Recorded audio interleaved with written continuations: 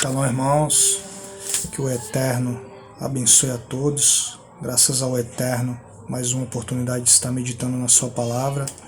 Eu quero continuar com o tema Yeshua criou o cristianismo, fundou o cristianismo, criou alguma religião, né?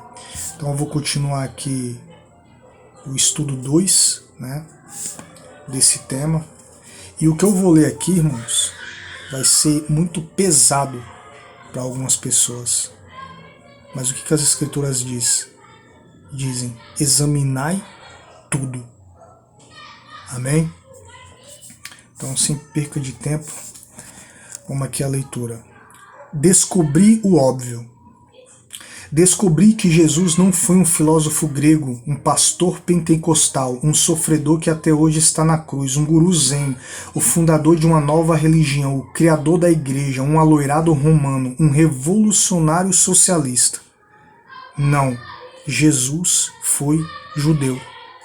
Até mesmo para os judeus é difícil reconhecer a judaicidade de Jesus, uma vez que as negras brumas da igreja cristã terminaram por ocultar o verdadeiro Jesus.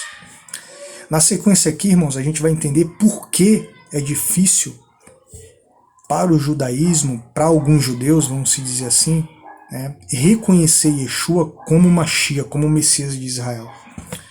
Durante séculos de Inquisição, milhares de judeus foram mortos em nome de Jesus. Calvino, um dos pais da Reforma Protestante, condenou o judeu Miguel Serveto à morte na fogueira pelo simples fato do israelita não crer na doutrina da Trindade e ser contra o batismo infantil. Isso aconteceu em 27 de outubro de 1553. Com isso, sublinha-se que a Inquisição cristã não foi solitária no extermínio humano. Contou com a participação do cristianismo. Nos tempos de Hitler, a dizimação dos judeus recebeu apoio da igreja cristã. Resultado, milhões de inocentes exterminados covardemente. Todo mundo sabe aqui, conhece a história do Holocausto, né, irmãos? Então, para os nossos irmãos judeus, é árduo aceitar que Jesus seja o Messias de Israel. Se em nome dele foram cometidas as maiores atrocidades que a história já conheceu. Com efeito, a igreja cristã se valeram do verdadeiro Mashiach, do verdadeiro Jesus, e criaram um outro Jesus, moldado de acordo com seus gostos teológicos.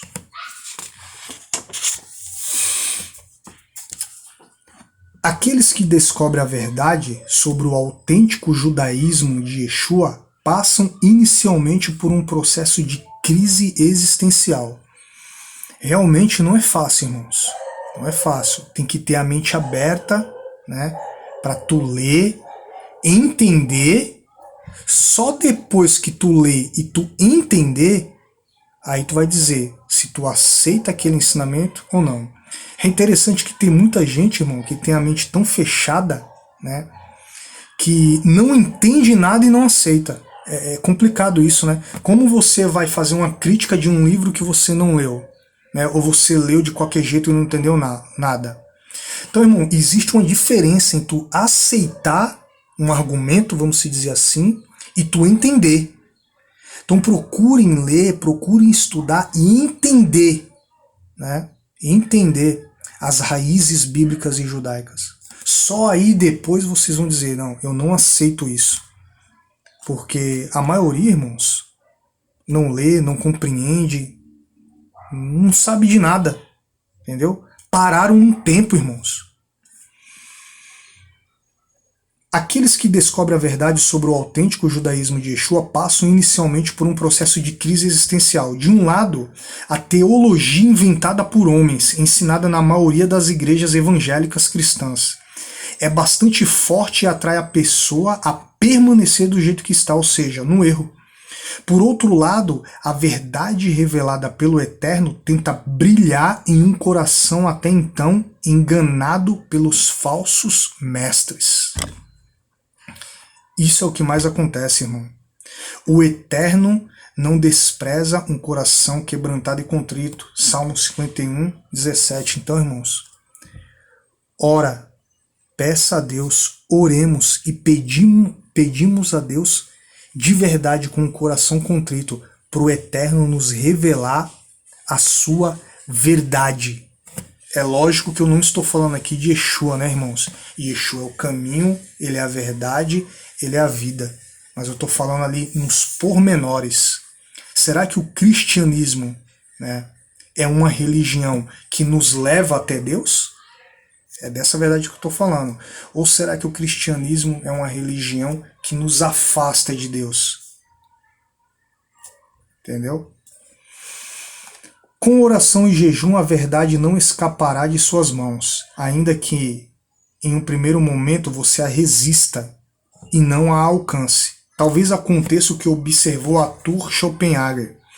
Toda a verdade passa por 3 estágios. No primeiro ela é ridicularizada, no segundo é rejeitada com violência, no terceiro é aceita como evidente por si próprio. Esteja pronto para buscar a verdade única e exclusivamente à luz das Escrituras Sagradas, sem os dogmas impostos por religiões humanas, que criaram suas próprias verdades, crenças e convicções. Essas religiões que tem aí, irmãos, essas religiões evangélicas, não tem Torá. Né? Jogaram a Torá no lixo, criaram as suas próprias regras. É complicado. Né? Siga o conselho do Rabino Yehudá Halevi, questione a verdade nas coisas que você quer saber, para que o seu cérebro atue e não atuem sobre ele. Confio que o Senhor há de lhe abrir os olhos para que a verdade lhe seja revelada tão clara como a luz do dia e que haja libertação de todas as fortalezas na mente arquitetadas pelas malignas teologias das falsas religiões. Por fim, gostaria de lembrar um clássico da literatura que muito se relaciona com as diversas interpretações da Bíblia. Quando eu li isso aqui, né, a princípio assim, eu achei estranho, né, mas tem todo o sentido aqui o exemplo que ele vai usar do livro Alice no País das Maravilhas. Isso é, como as palavras podem ser distorcidas a tal ponto de se criar qualquer coisa com elas. A gente sabe, né, irmãos? Quando uma mentira ela é contada de forma contínua e progressiva, acaba se tornando uma verdade na nossa mente. Dizendo de outro modo, se mais de 2.000 religiões totalmente diferentes dizem que segue a mesma Bíblia, então é evidente que as palavras das Escrituras são usadas de modo arbitrário para justificar os dogmas dos seus líderes. No livro Alice no País das Maravilhas de 1862, escrito pelo inglês Lewis Carroll, o coelho branco Dupt fala em tom debochado. Quando eu uso uma palavra, esta significa apenas o que eu quero que signifique, nem mais nem menos. Respondeu Alice, a questão é que você pode fazer com que as palavras signifiquem coisas tão diferentes. A questão é, quem manda? Isso é tudo, disse o coelho. A assertiva do coelho branco é de extrema profundidade em termos de religião, pois a Bíblia é interpretada de acordo com quem manda, o cristianismo. Esse livro foi escrito, né, para aqueles que não dobram seus joelhos aos mandamentos de homens. No caso é o livro que eu estou lendo, irmão, não o livro Alice no País das Maravilhas. Mas que se prostram diante do Yud-Re, Vav-Re, do Eterno, o Criador dos céus e da terra. Não seja um convertido a religiões dos homens, mas um verdadeiro discípulo do Mashiach, de Yeshua, de Jesus. Que o Eterno nos abençoe, irmãos. Voltemos às raízes bíblicas e judaicas. Se gerar no teu coração aí, pelo menos um desejo de estudar mais, pesquisar mais as escrituras, se aprofundar mais, entendeu? Tudo isso aqui já vai estar valendo muito a pena, porque esse é o nosso objetivo. Fique na paz do Eterno. Shalom, shalom. Né? o Eterno permitindo, essa semana ou a outra semana, eu quero continuar com esse assunto. Shalom.